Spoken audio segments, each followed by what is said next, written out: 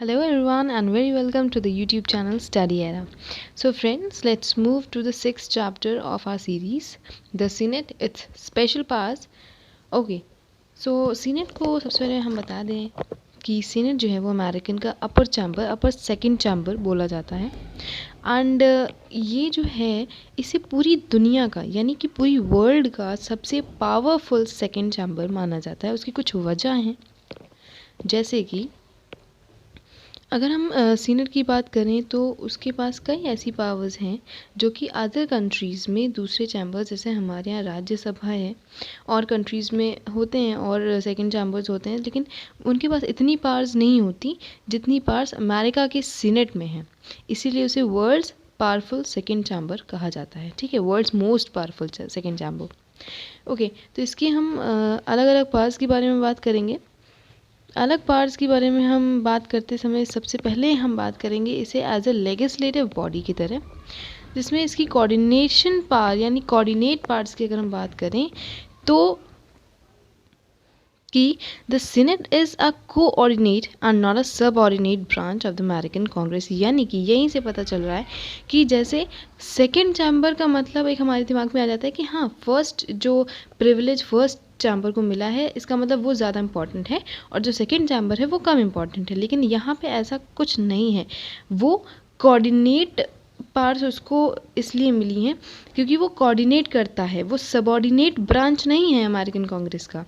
ठीक है, कोऑर्डिनेशन के साथ दोनों यानी कि हाउस ऑफ रिप्रेजेंटेटिव और सीनेट दोनों ही काम करते हैं कांग्रेस में। ठीक है, इसलिए कोऑर्डिनेटिंग बॉडी है ना कि सबऑर्डिनेटिंग ब्रांच। और कोई भी बिल, अब यहाँ से उसकी पास शुरू हुई हैं कि कोई भी बिल जो कि हाउस ऑफ रिप्रेजेंटेटिव में ओरिजिनेट हुआ है वो पास नहीं हो सकता जब तक कि उसे सीनेट का कंसेंट ना मिल जाए। जब तक सीनेट हाँ नहीं बोल देती कि हाँ ठीक है, it's okay and it should be passed, तब तक कोई भी बिल हाउस ऑफ रिप्रेजेंटेटिव में जो ओरिजिनेट हुआ है वो पास नहीं हो सकता। दूसरी पावर की बात करें तो मनी बिल्स जो ज़्यादातर हमेशा हाउस ऑफ रिप्रेजेंटेटिव में ही आते हैं। ठीक है, उसमें एक्सक्लूसिव प्रिविलेज है उसको, लेकिन the Senate has been given the power to propose the amendments. Senate उसमें कोई भी अमेंडमेंट कर सकती है। इवन अमेंडमेंट तो एक नाम है, वो पूरे अमेंडमेंट के नाम पे वो पूरे बिल को चेंज कर सकती है, पूरे बिल को बदल सकती है।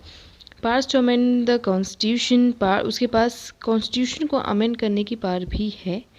The Senate and the House have co-equal powers for affecting the amendments in the Constitution। तो ये बात ध्यान रखने वाली है। और उसकी स्पेशल पावर्स सीनेट के पास हैं जो कि उसे अमेरिकन कॉन्स्टिट्यूशन मेकर्स ने दी हैं। ठीक है, उन्हें लगता था that the president shall take the advice and consent of the Senate in making appointments and concluding treaties with foreign countries and in any treaties. Okay, confirmation of appointments. Confirmation of appointments means कौन सी appointment, किस official की appointment, किस officer की appointment किस office में होनी है, किस पोस्ट पे होनी है, this has to be confirmed by the Senate. ठीक है, जो कि आर्टिकल 11 सेक्शन 2 क्लॉज 2 में लिखा है। उसमें लिखा है the president shall nominate and by and with the advice and consent of Senate shall appoint the ambassador, other public ministers and consuls, judges of the Supreme Court and all other officers of the United States। ठीक है, so the president cannot make any appointment without the consent of Senate। No appointment made by the president is valid unless it is approved by the Senate। So this should be clear to you। अगर हम आगे चलते हैं, बात करते हैं the approval of treaties की। So here I must say that the Constitution requires the treaties concluded by the President to be approved by the Senate।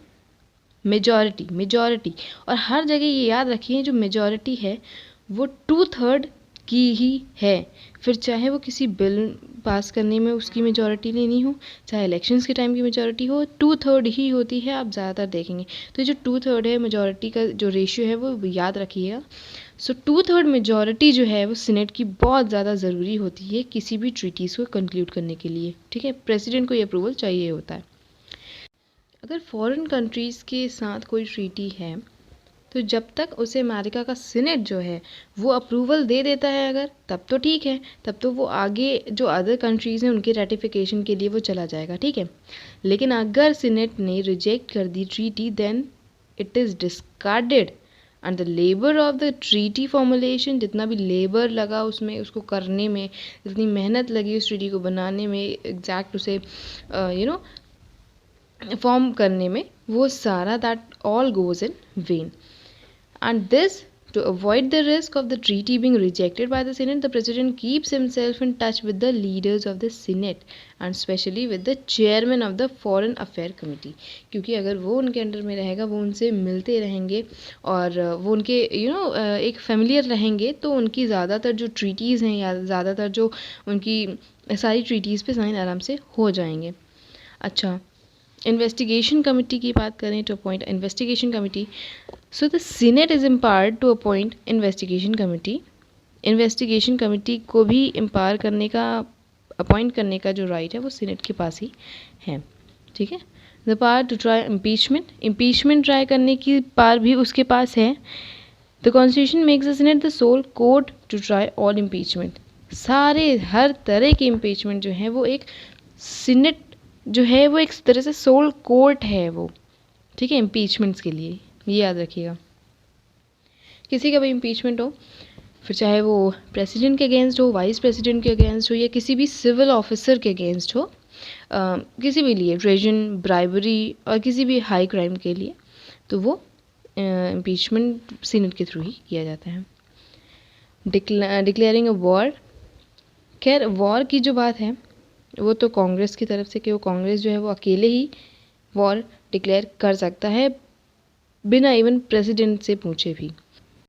अब हम पढ़ेंगे कॉजेज़ ऑफ इट्स स्ट्रेंथ, यानी कि वो जो इतना मजबूत है सीनेट, वो उसके कॉजेज़ क्या हैं, कि वो किस बेसिस पे इतना मजबूत है, ऐसे पिलर्स में क्या है एक्चुअली उसके. सबसे पहला अगर हम बात करते हैं पावर्स की, तो small membership and long tenure, यानी कि उसकी जो मेंबरशिप है वो बहुत ही स्मॉल है. ओनली 100 मेंबर्स आर देयर, ठीक है, 100 मेंबर्स हैं उसमें, और बहुत ही एफिशिएंट बॉडी है. देखिए, हम ये बात हम भी जानते हैं कि जब जैसे एक लेबर का काम होता है तो ये होता है कि हाँ बहुत ज़्यादा लोग होंगे तो बहुत जल्दी काम हो जाएगा, ठीक है. लेकिन अगर कोई माइंडली काम है, कोई बहुत ही एक्यूरेट काम करना है, बहुत ही स्पेशल काम करना है, तो उसके लिए कुछ लोग ही चाहिए होते हैं, कुछ brilliant exact touch to touch लोग चाहिए होते हैं, ठीक है, बहुत ही शार्प माइंडेड लोग चाहिए होते हैं. तो यही चीज़ होती है ना कि अगर लोग कम होते हैं तो काम एफिशिएंट होता है, भीड़ बनाने से काम एफिशिएंट नहीं हो पाता. तो यही चीज़ है यहाँ पे कि उसकी जो मेंबरशिप है वो स्मॉल होती है और इसका टेन्योर जो है वो बहुत लॉन्ग होता है. 6 ईयर का टेन्योर होता है सीनेटर्स का, ठीक है. Membership of senate consist of senior politicians. Senate में ज़्यादातर जो सीनियर पॉलिटिशियंस होते हैं वो होते हैं, बिकॉज वो ऐसा मानते हैं वहाँ पे कि बहुत ही मोस्ट टैलेंटेड होते हैं, एक्सपीरियंस्ड होते हैं. तो वो जो हैं वो सारी हाई पर्सनालिटीज़ जो हैं वो सीनेट को फॉर्म करती हैं, ठीक है. डायरेक्ट इलेक्शंस होते हैं सीनेटर्स के, जो कि, ठीक है, डायरेक्ट इलेक्शंस. और डायरेक्ट इलेक्शन इसलिए होते हैं क्योंकि ऐसा माना जाता है कि जो सीनेट है वो एक साथ पूरे स्टेट को रिप्रेजेंट करता है, ठीक है, इसीलिए उसके डायरेक्ट इलेक्शंस होते हैं. और डायरेक्ट इलेक्शंस में ज़्यादातर जो पॉलिटिशियंस होते हैं, पॉलिटिकल बैकग्राउंड से पॉलिटिशियंस जो बहुत ही एक्सपीरियंस्ड और हाई प्रोफाइल पर्सनालिटीज़ होती हैं, उनको ही सीनेटर्स में रखा जाता है. ग्रेटर फ्रीडम ऑफ स्पीच, ये बहुत बड़ी बात है. Greater freedom of speech, senate में आपको कोई रोक टोक नहीं है कि आप कितना बोलो. मतलब एक जैसे होता है ना कि टाइम लिमिट होती है कि आपको कितना बोलना है, कितनी देर तक बोलना है किसी टॉपिक पे, ठीक है, आप कितना बोल सकते हो. लेकिन सीनेट में ऐसा कुछ भी नहीं है. आप कोई भी एक टॉपिक छिड़ता है तो आप अपना टाइम लेकर आप जितना मन हो उस पर बोल सकते हैं. पूरी फ्रीडम है स्पीच के लिए, ठीक है. Solidarity of the senate. देखिए, सीनेट में जो है चाहे गलती किसी भी एक बंदे से हो, लेकिन वो पूरा सीनेट एक साथ माना जाता है. एक ने गलती की है, पूरा उसे पूरा जो है पूरा सीनेट एक साथ लेगा और पूरी जितनी भी अगर पनिशमेंट है तो वो पूरा सीनेट एक साथ ही भुगतेगा. So this is very important, and this should be in your mind that the Senate is one legislative organ in the world whose members have solidarity and unity irrespective of party affiliation. क्योंकि हर जगह तो high chamber हो, लो chamber हो, हर जगह parties का होता है कि मेरी पार्टी है, उनकी पार्टी है, अपोजिशन पार्टी है, फेवरेबल पार्टी है. लेकिन सीनेट में ऐसा नहीं होता. ठीक है. They always stood together. Absence of parliamentary government. Parliamentary government नहीं है, प्रेसिडेंशियल गवर्नमेंट है. So in the United States the Senate of United States exercise enormous power. It controls over the executive in the form of approval of appointments and treaties, and not the House of Representatives. Okay. It's equal legislative and financial powers. Equal legislative और financial powers हैं, जैसे कि मैंने आपको बताया मनीबल. ठीक है. It's special powers. Special powers में जैसे अपॉइंटमेंट्स हैं जो कि प्रेसिडेंट के थ्रू अप्रूव की जाती हैं, उसके लिए भी अप्रूवल चाहिए किसका, सीनेट का. ठीक है. कोई भी ट्रीटी बिना सीनेट की कंफर्म किए नहीं आगे वैलिड हो सकती. The Senate plays a vital role in the administration, है ना. The president always keeps the Senate informed of the important development in administration. As a court of trial में बात करें तो सीनेट, जैसे मैंने कि आपको बताया कि इम्पीचमेंट के लिए वहीं पे एक सोल कोर्ट मानी गई है. तो here impeaching the president, vice president, any civil officer, any political officer for any treason, bribery, है ना, any other crime. So this is the sole code. Okay, so overall, as we learned that this is the most powerful second chamber of the world. So if you like the video, then kindly share, subscribe, and like the channel. Thank you. Bye.